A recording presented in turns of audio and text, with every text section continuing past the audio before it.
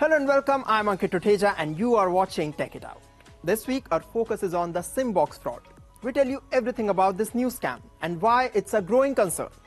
Find out why Gen Z workers are battling tech shame at work. And we explain why Tesla is under fire again. Let's get started.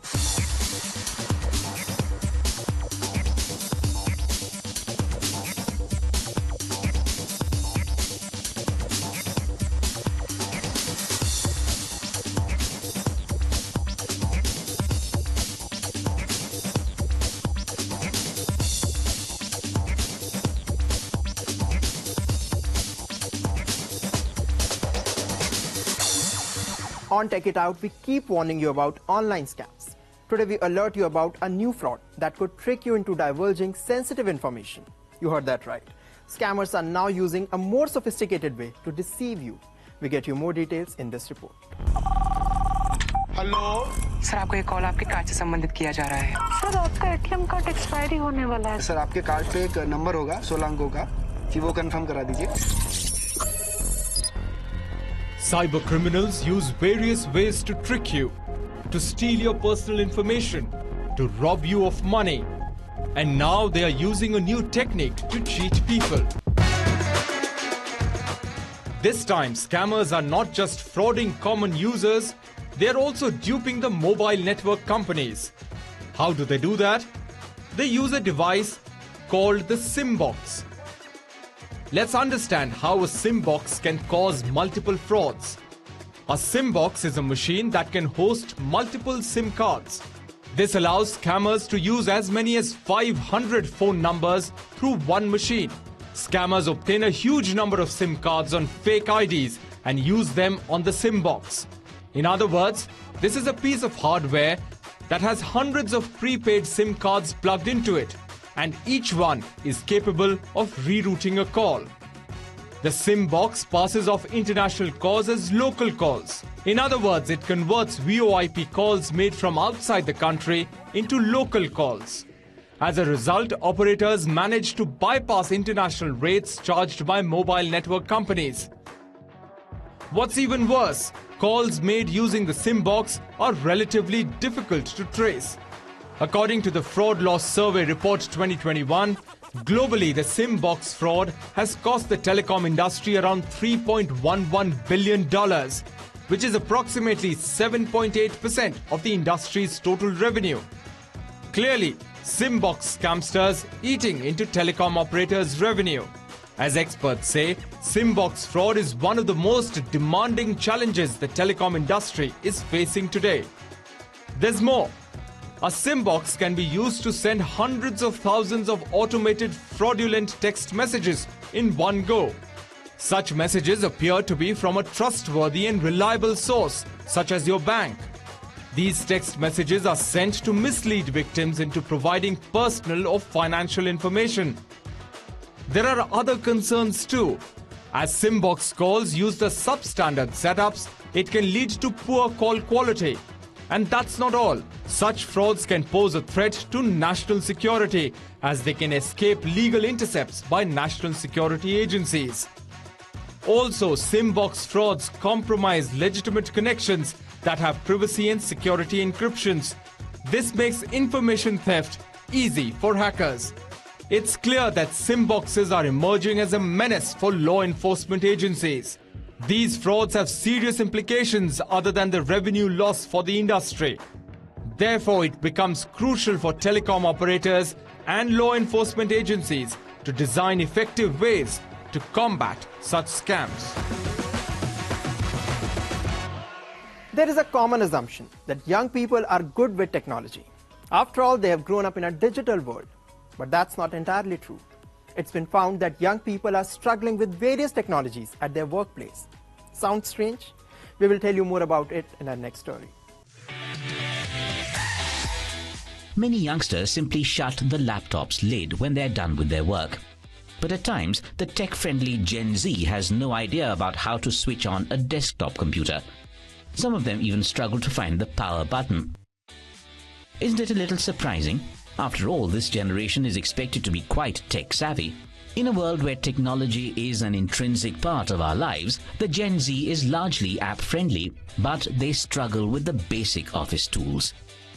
Like office scanner, printer, webcam, or even audio settings of a PC.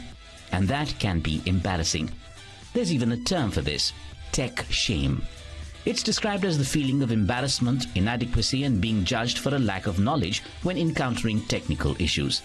The term tech shame was coined by the computer giant HP to define the difficulties faced by the younger generation in using basic office tools.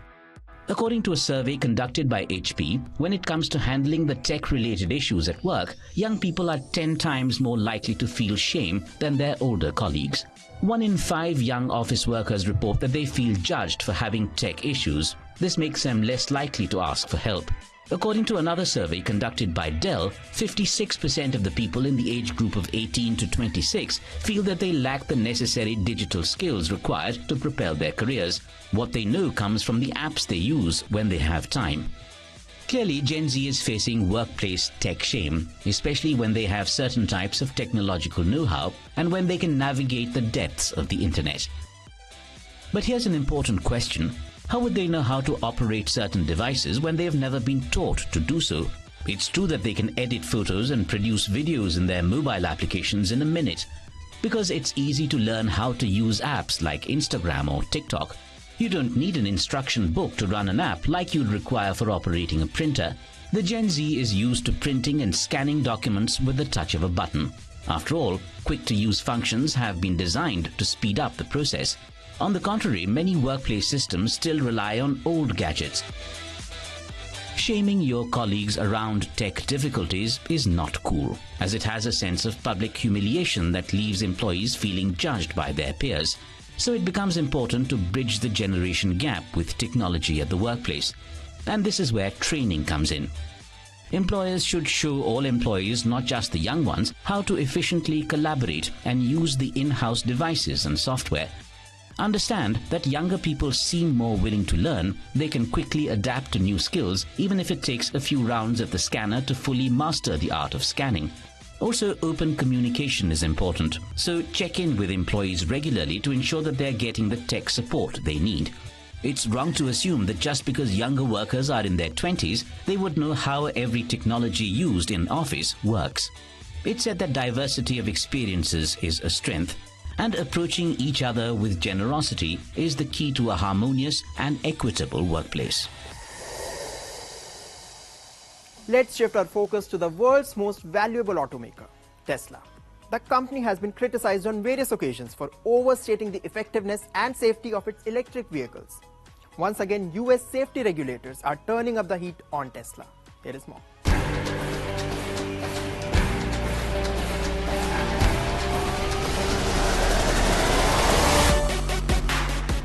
Tesla is once again in the news, and not for a good reason. The US auto safety regulators have opened an investigation into Tesla's Model Y SUV, the company's top-selling vehicle. Why? Because there are complaints that the steering wheels of the cars can come off while they are being driven. 2 such cases have been reported so far. In both the cases, the cars were delivered to customers with a missing bolt that holds the wheel to the steering column. The National Highway Traffic Safety Administration says the probe covers an estimated 120,000 Tesla Model Y cars from 2023. The investigation is the first step before the regulators could demand a recall. These incidents have made Tesla drivers and potential customers worried. Many are even questioning the company's safety protocols and quality control measures. Our question is, how can the world's most valuable car company, which has made 4 million electric cars, be so negligent in the manufacturing process? This is not the first time Tesla has come under fire over safety issues. The company has previously been criticized for faults in its autopilot and full self-driving systems. Tesla cars have led to multiple crashes and accidents. The automaker has even been called out for overstating the driving range of its electric vehicles. It's been discovered that the driving range of Tesla cars turns out to be shorter in low temperatures. For years, the company has been facing lawsuits and regulatory scrutiny over its driver assistance systems. It's time Musk became more transparent and took responsibility for lapses in the system. Maybe safety requires a bigger focus than innovation. Moving on, our next story is about online dating. We are not going to tell you about new dating apps. Instead, we will tell you about some modern dating terms that can help you easily navigate the world of romance in 2023.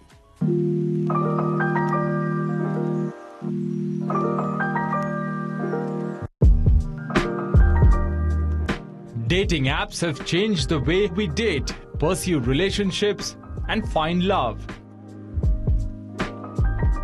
And now these apps are modifying the language of love. We are talking about the modern dating terms that are commonly used by young users, from millennials to Gen Z. It's been discovered that most of the older singles are not well versed in this dating lingo. According to a recent Tinder survey, 62% of the Gen Z population feels they speak a very different language than their parents when it comes to dating. And therefore, Tinder has come up with a dating dictionary. They want to make it easier for older singles to understand the new dating slang words.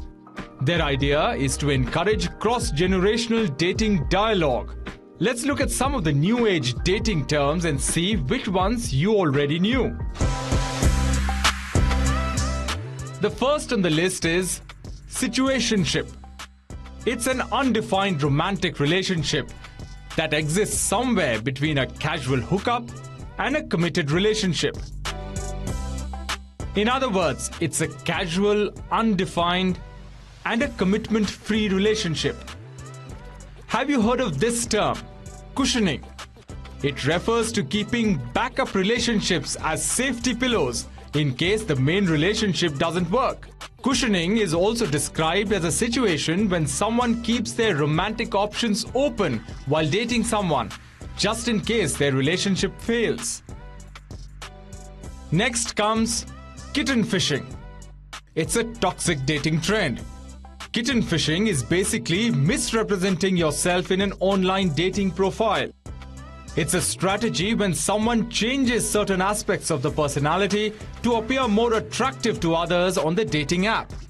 Unlike catfishing, where a person pretends to be someone else, kitten fishing is when the daters use supremely flattering filters, massage vital statistics, and exaggerate accomplishments to increase their chances of finding dates online.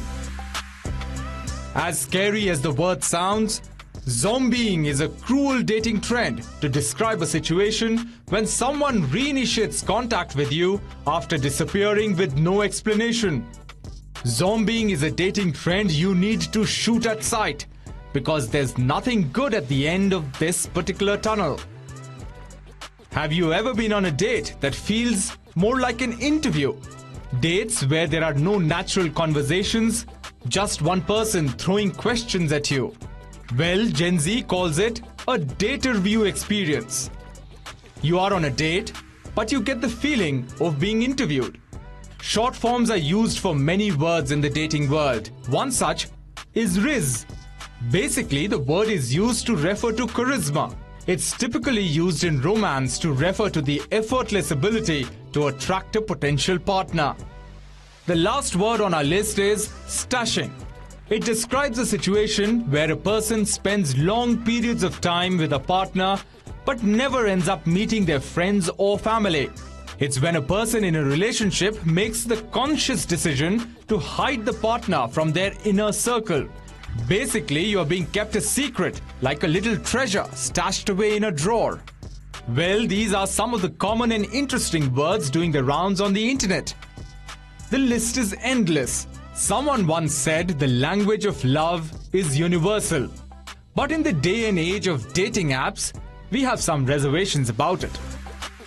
Technology may have changed the face of dating, but we believe the basics of dating haven't really changed. Butterflies will always continue to flutter in your stomach, and you will always be hopeful to meet that one person. who can sweep you off your feet. Apple is shifting its focus to India for further growth. Twitter is not able to protect users from trolling. The week gone by was buzzing with a lot of exciting tech developments, and we bring you the most important ones in our Tech Wrap.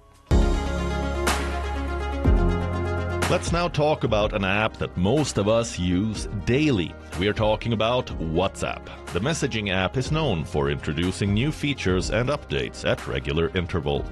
Their aim is to improve user experience. Not to our surprise, the instant messaging app is all set to come up with a new feature. The company has started testing a new expiring groups feature. As the name implies, the feature will allow users to set an expiry date for groups. Users will have the option to select from different expiration dates, such as 1 day or 1 week. You can even select a custom date. Also, the feature will let users remove the set expiration date in case they change their minds and want to stay in the groups for longer. It is important to note that the expiring groups feature will only apply to users who have set the expiration date, which means only they will be removed from the group. Other participants of the group will remain unaffected. In other words, the group will continue to exist without you in it. As of now, the expiring groups feature is being tested with select users. It is expected to be rolled out in the near future.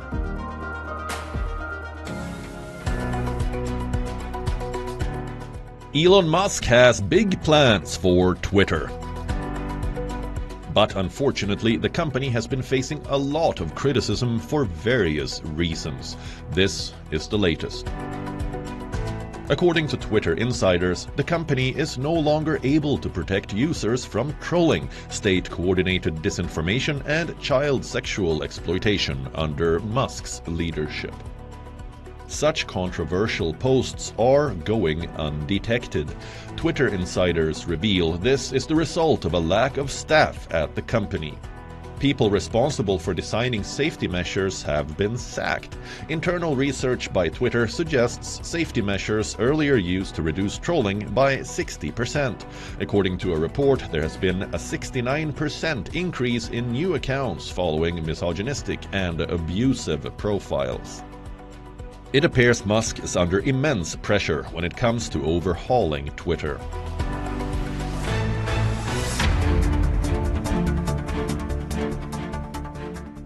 U.S. defense contractor Boeing and defense startup Shield AI have joined hands for future defense programs. The plan is to accelerate the military use of the startup's autonomous aircraft software. Understand that Shield AI's hallmark software is HiveMind. It's a self-driving AI pilot for aircraft that doesn't require GPS or other communications. It's ideal in military zones where enemy forces can jam navigation systems. HiveMind has been deployed in combat jets and drones since 2018. This move is crucial as the US seeks to develop new technologies to meet military challenges.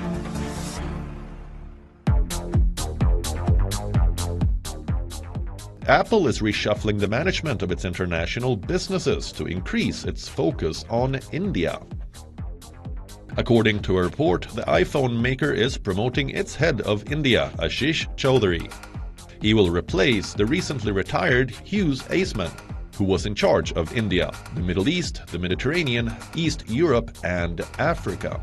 Chaudhary will now report directly to Michael Fenger, who is Apple's head of product sales. It's clear that India is an exciting market for Apple. The tech giant recently declared that India had a record quarterly revenue and strong double-digit growth year over year. India is not just serving as a sales engine for Apple, it's also becoming more critical to the company's product development. What's even more interesting? Note that Apple's key suppliers are moving to India. The company is working with its manufacturing partner Foxconn to set up new iPhone production facilities in the country. India is critical as a growing economic hotspot for iPhone sales, but more importantly, it is the next best option for moving manufacturing outside of China.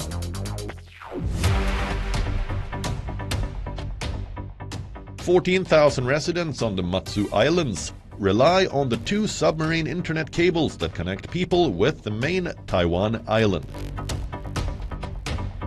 But it has been over a month since the residents of Taiwan's outlying islands near the Chinese coast have accessed the internet. The loss of this vital communication channel is putting stress on local businesses. Taiwan's National Communications Commission blames 2 Chinese vessels for cutting the cables. Why? Because Taiwan authorities found 2 Chinese ships in the locations of the cuts. The finding is based on automated identification system data, which is similar to GPS. Some experts suspect China may have cut the cables as part of its harassment of the self-ruled island it considers its territory. Since there is no direct evidence, the Taiwanese government has not called it a deliberate act by Beijing. Well, that's all we have for you in this episode of Tech It Out. We will continue to bring you exciting inventions and updates on the latest gadgets. I will be back soon. Until then, keep watching WION World is One. And yes, don't forget to follow us on social media. For now, it's me, Ankit Oteja, signing off.